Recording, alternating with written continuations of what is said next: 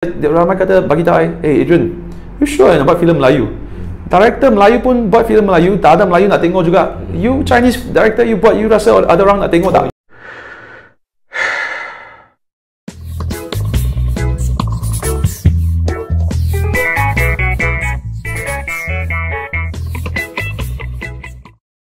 Okay guys, hari ni kita ada tetamu Adrian Teh, pengarah filem Pascal, pengarah filem Wira, dan juga filem yang terbaru adalah Pasal Kau. Pasal Kau, yes. Pasal Kau.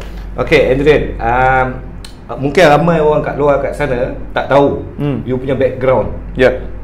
Okay, boleh you share sikit katanya you macam mana you start masuk dalam industri ni? Okay. And what is your background? Saya ada degree dalam film and broadcasting. So saya graduate dari USM di Pulau Pinang. So I memang budak Penang lah. Sekolah rendah, menengah, universiti semua di Pulau Pinang. Ya, so memang Penang made per se. So I think sejak 2008 I datang ke KL sebab I budak Penang. So I datang ke KL pada tahun 2008. Then masa tu I start off macam ramai sekarang, start off sebagai freelance. So macam-macam kerja I buat. I pernah bekerja dalam art department, location department, production assistant, wardrobe macam pernah buat juga.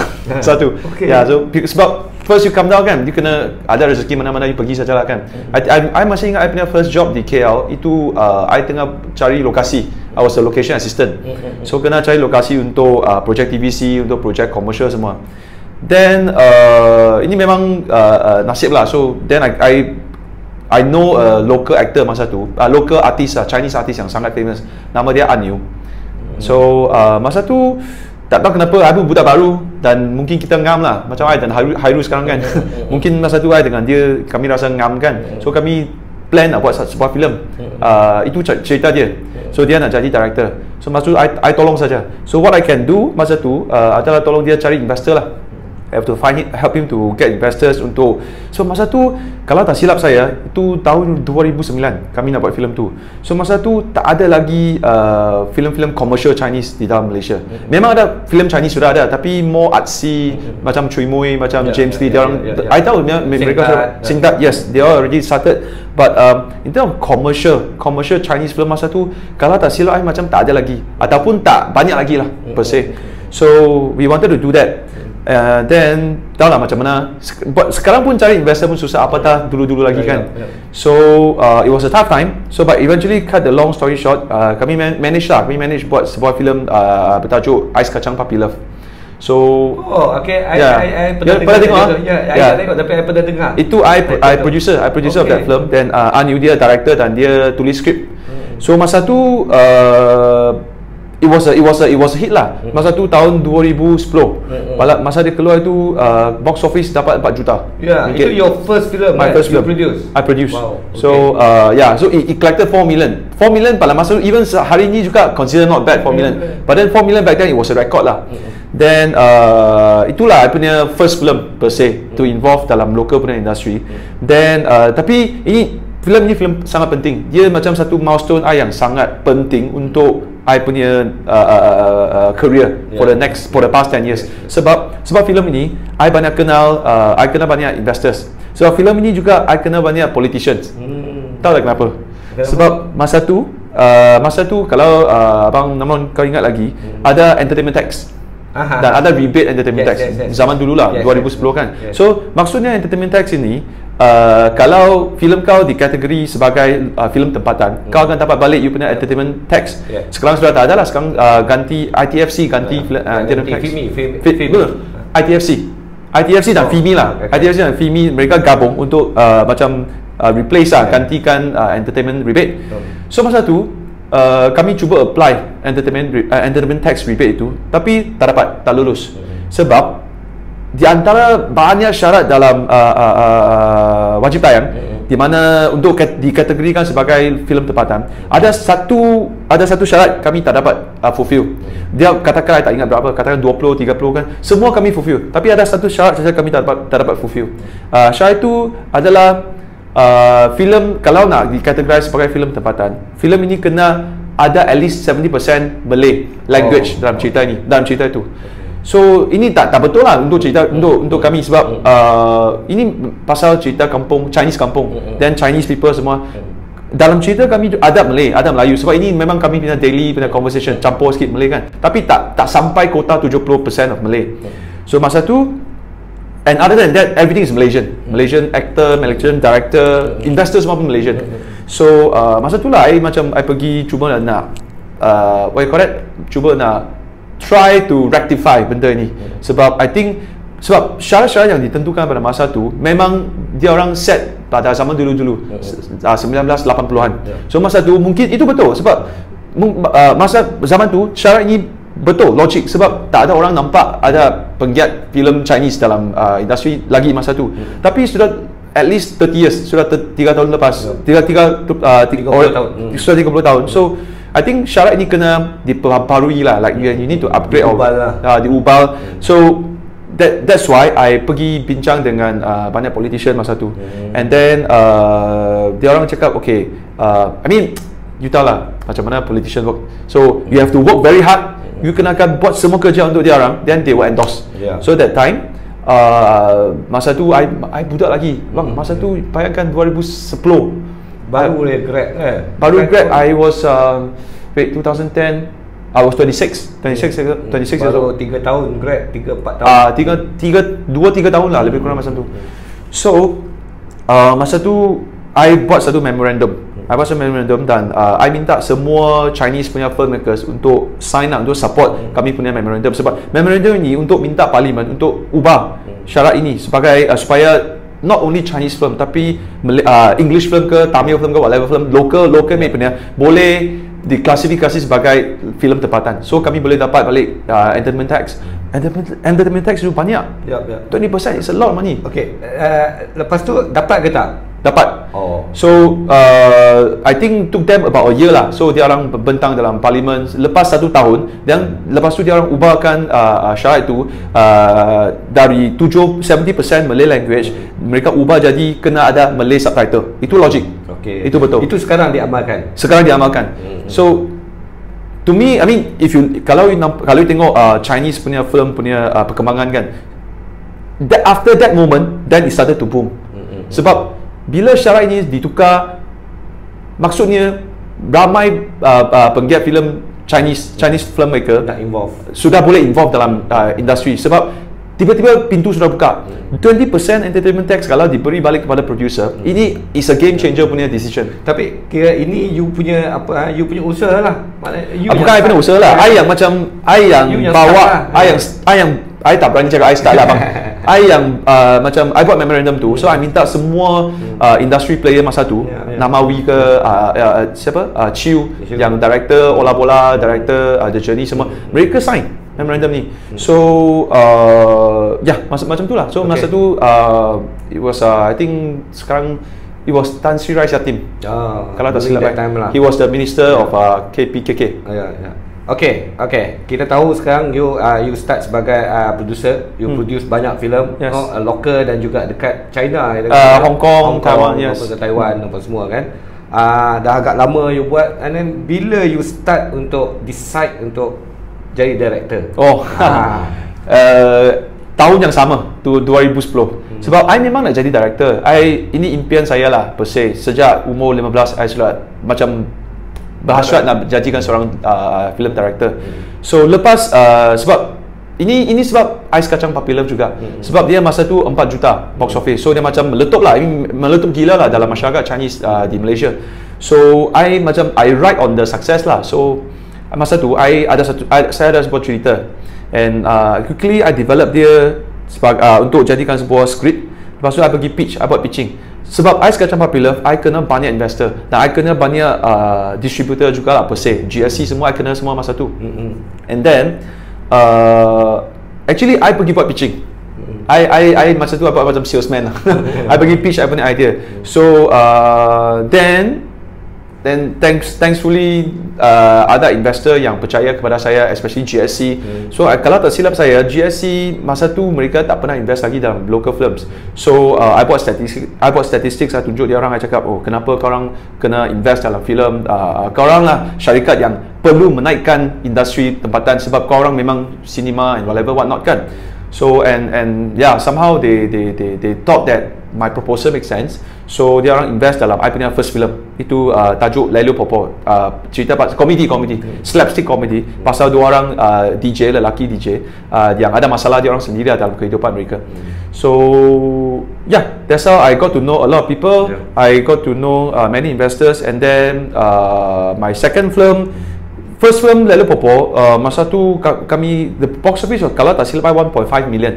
Dia tak sebest macam Ais Kacang Puppy Love lah, sebab Ais Kacang Puppy Love, untuk for information, masa tu semua pelakon yang famous di antara bangsa Malaysian punya, melainkan Tan Sri Michelle Yeoh, sebab kami memang tak mampu untuk upah dia masa tu.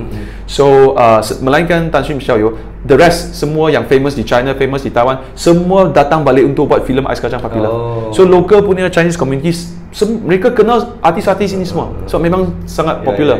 Sebab dulu pun memang kiblat dia orang Chinese local tengok movie adalah Hong Kong atau Taiwan movie, right? Yes, betul. So bila you bawa dia orang masuk, so that's dia orang semua Malaysian. Ya, dia orang semua Malaysia. So you gabungkan balik dia orang. Itu formula dia yang buatkan itu meletup lah. Betul. Itu salah satu benda lah yang kami ingin buat dengan Ais Kacang Puppy Love. Kumpulkan balik semua artis-artis Malaysia yang sudah nama besar di luar negara. So bawa mereka balik dan buat sesuatu untuk local punya movie. Okay, you cakap tadi pasal you start dari director, dari producer, dan jadi director.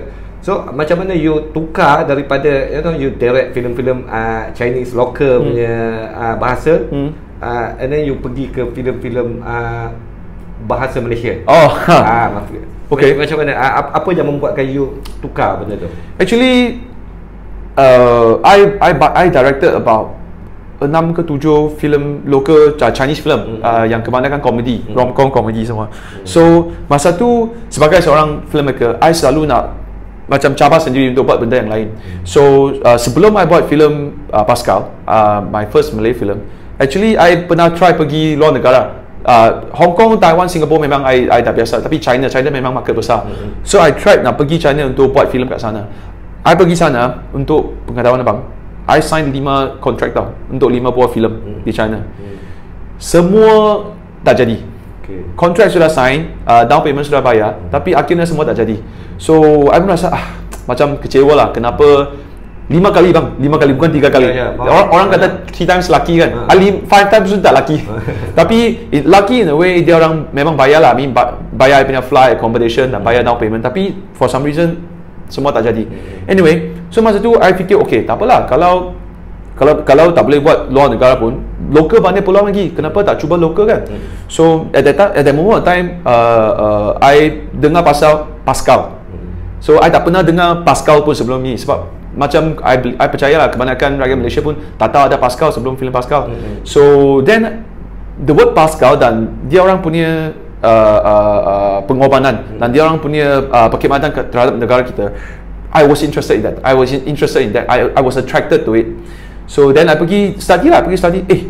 Memang terror tau Pascal. So ramai I percaya ramai tak tahu pasal Pascal sebab tentera Malaysia, like Malaysian Armed Forces, sangat low profile. Mereka tak ada propaganda untuk menaikkan nama mereka atau naikkan reputasi mereka. So makin dalam I dig, makin bangga I rasa sebagai Malaysian. Masa tu I rasa, kenapa kita tak tahu pasal hero-hero negara kita, dan padahal kita pergi tengok lah Navy SEAL kat US ke, Frogman di Singapura ke. So that was the reason why I thought, okay, fine, I nak buat cerita ni. Okay, let's do a freaking action film, like military action film for our country. Then only I got to, lepas tu bila I nak buat kan, I pergi study lah genre ini yang sebelum ni ada tak tajuk-tajuk kenegaraan, ketenteraan macam ni. So then I noted there were a few, and there were some good ones also. So then I study lah, okay, what are the formula, what did they do? But I tak tengok film per se. I just, because macam honestly I tak tengok film itu sebelum I shoot. Okay. I just study their business side of it, like macam mana dia orang buat, then how am I going to do it. So tapi lepas filem Pascal, I tengok Lieutenant Anan, I tengok apa Bukit Kepong. I started to watch after Pascal. RMD. Tapi RMD I'm not sure. RMD tak pasti. You tak tengok? I tak tengok. I tak pasti. Okay. So yeah, and yalah, itu sebab itu macam satu, what do you call it, a calling lah, higher calling for me to untuk buat filem Pascal. And masa nak buat filem Pascal tu banyak dugaan lah. It's like a lot of cabaran. And then sebab komen yang I dapat paling banyak kali I dengar masa sebelum I start shoot Pascal adalah ramai kata bagi tahu hey Adrian, you sure nak buat filem Melayu? Director Melayu pun buat filem Melayu, tak ada Melayu nak tengok juga. You Chinese director, you buat, you rasa ada orang nak tengok tak? You dapat feedback yang macam tu ramai gila bang. Banyak gila dapat komen macam ni. Banyak lagi. You budget begitu tinggi, you tahu tak? You nak buat serious action film. Dan serious action film dalam negara kita pada masa tu paling successful was what's the name? Anyway, tak payah name tu lah. That film and budget box office macam ni saja. Kau punya filem tak ada nama besar dan you nak buat filem budget besar macam ni, tak boleh punya bro.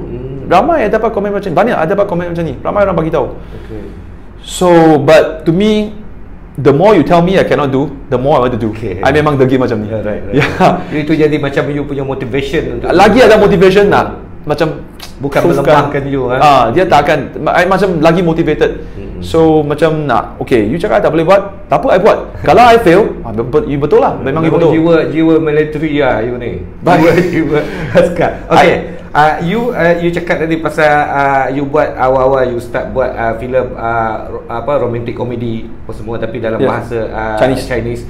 So you buat decision untuk tukar jadi action. Yes. And then you masuk dalam filem-filem action lepas tu. Yes.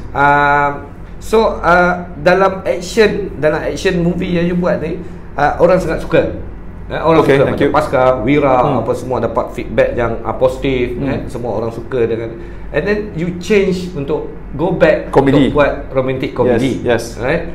Bagi audience Malay audience, saya rasa dia orang kenal you sebagai action director. Yep. Dia orang tak tahu yang you start dengan romantic comedy, you buat cerita komedi apa semua, love story. And then mungkin ada orang tak boleh terima bila you buat cerita romantic comedy, sebab dia orang harapkan you buat cerita action saja. Dia pandang you sebagai action director.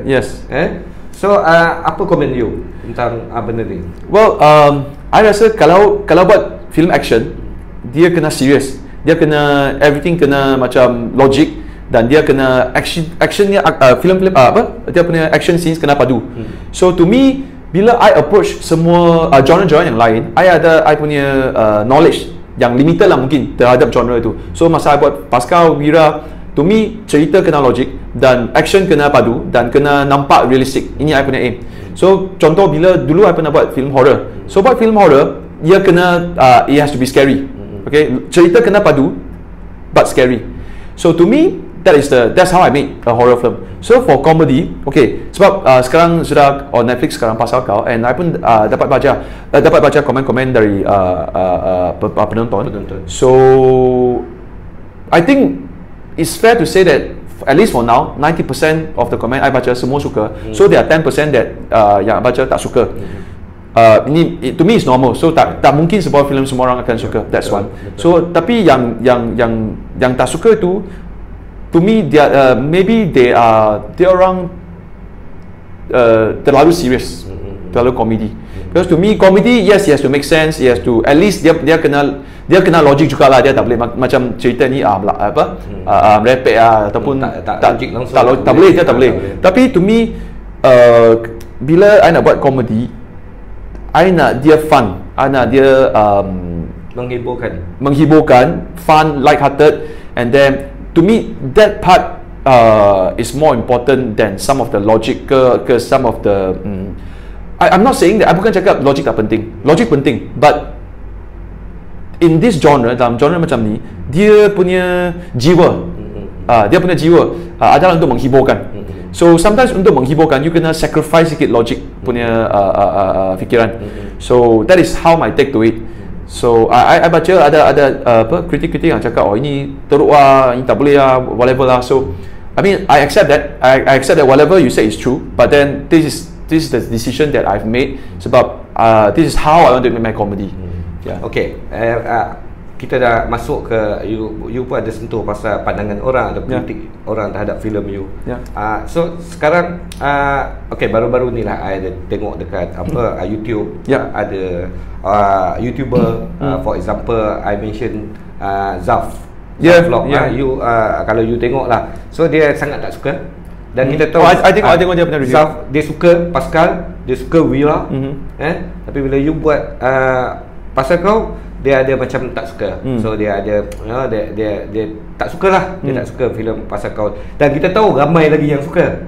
Betul? Ramai yang suka dan ada beberapa orang termasuklah Zaf ni. So apa respon you? You dah tengok kan video tu? Dah tengok. So apa respon you terhadap kritikan dia? First of all, sorry sebab Fazil bangsa dia sebab dia tak suka. But this ini I sudah buat and it's a product that I think I suka. I like the movie. So I will bukan saja Zaf. Actually bukan saja Zaf. I baca lagi ada I tengok lagi dari YouTube ada I think beberapa orang lagi kritik yang tak suka filem ni. My take is that I hear you, but then I know what I'm doing. So mungkin dia filem ini tak sampai lah dia orang punya expectation, which I don't know what's their expectation for me to do a comedy. But given everything considered lah, kalau semua benda unsur-unsur semua dari segi budget whatever, this is the best that I can do and I'm happy with it. So I hear you, I dengar kritik-kritikan semua, but yeah. You tak marah? You tak marah tak, ke? I tak pernah marah. Nak saman dia ke? Ada orang nak saman kan? Kenapa nak saman dulu? Oh ya pernah dengar. Ada orang yang nak saman dia, yang tak puas hati nak tumbuk dia ke? No, you tak ada rasa? Tak perlulah bang. This is a free speech punya society. So everyone get to say whatever they like.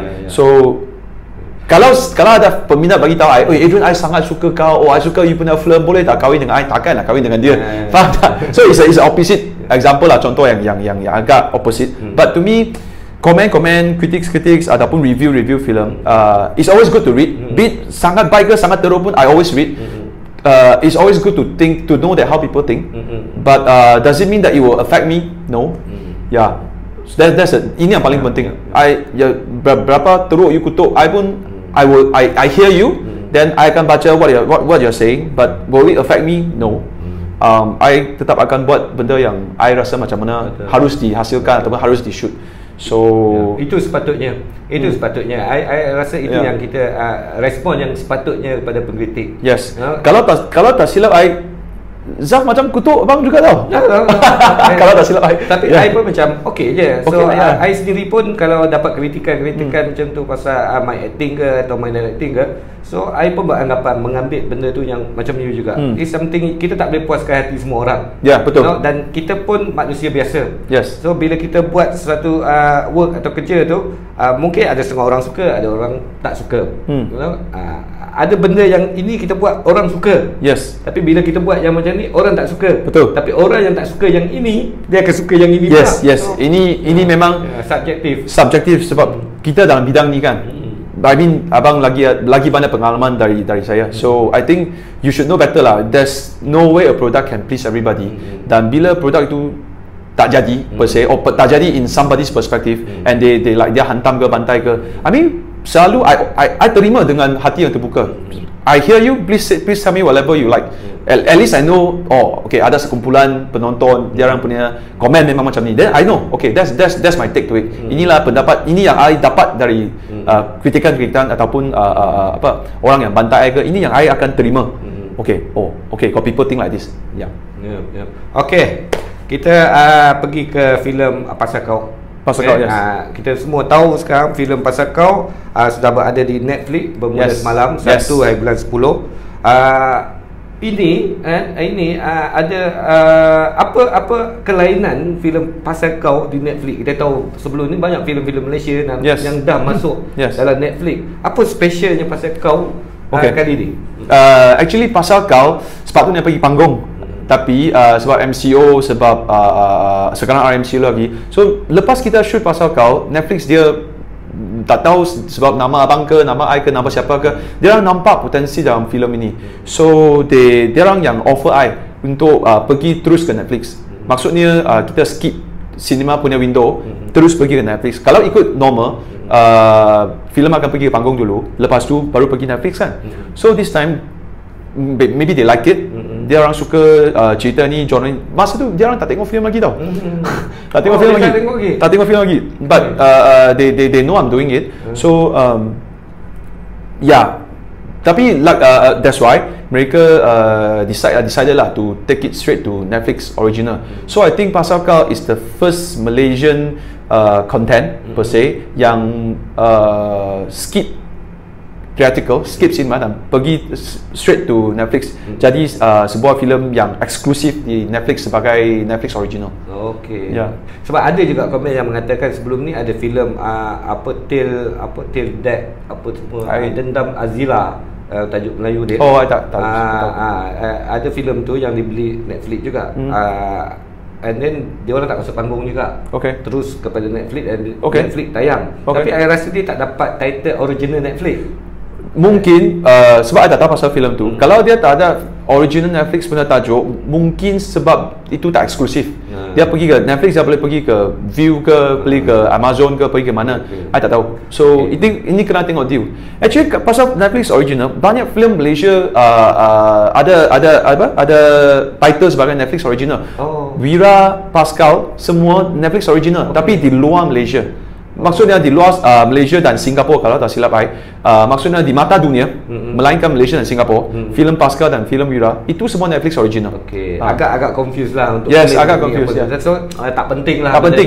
Yang penting Pasal Kau sebuah filem Netflix. Okey, sekarang filem kau di Netflix. Sekarang kita cuba kalau kau orang semualah nak menonton filem Pasal Kau, dia sebuah genre romantic comedy, lakonan Hairul Azrin, Jannah Nik, yang sudah pun ditayangkan di Netflix bermula semalam 1 Oktober. Jadi kau orang yang mana belum lagi ada Netflix, boleh subscribe sekarang, dan tonton Pasal Kau di Netflix. Okey. Kata-kata terakhir, Andren, last untuk filem Pasal Kau di Netflix. Sebelum tu terima kasih Tok Ayah jemput saya datang ke talk show ni, sebab I tak pernah buat interview macam ni. I bagi tahu Tok Ayah first time. So thank you for having me. And macam Tok Ayah kata tadi, Pasal Kau exclusively on Netflix sekarang. So please catch it. And then dan ini actually Pasal Kau dalam Netflix sekarang, dia persaingan beza tau dengan kalau compare to theatrical. Kalau masuk panggung, you punya persaingan, you punya competitor, tajuk-tajuk lain lah kan, semua filem. Tapi sekarang masuk ke Netflix, you punya I punya competitor, kita punya competitor untuk dari segi Pasal Kau bukan saja filem, tapi dokumentari, TV show, reality show semua. Sebab kalau bila orang turn on Netflix, dia orang boleh tengok suka hati dia orang, tak semestinya filem. Tapi you masuk panggung, you confirm lah tengok filem. So that's why it's a bigger challenge for us to hit the top 10 in Malaysia. So minta korang semua kalau suka filem Pasal Kau, tolong promote kepada kawan-kawan, family semua, dan tolong pushkan filem ni. Tengok kita boleh masuk top 10. Mana tahu kan trending kan semalam. Semalam kurang dari 12 jam filem Pasal Kau sudah masuk trending punya kolom. So harap-harap lah lepas minggu ni kita boleh masuk top 10. Guys, support filem Pasal Kau. Kita nak bagi dia menjadi top 10 lah, harap-harap Netflix. Okay guys, terima kasih Adrian kerana luangkan masa untuk kita sembang-sembang. Kita jumpa lagi and good luck untuk your film. Thank you. Terima kasih. Thank you. Okay, see you guys.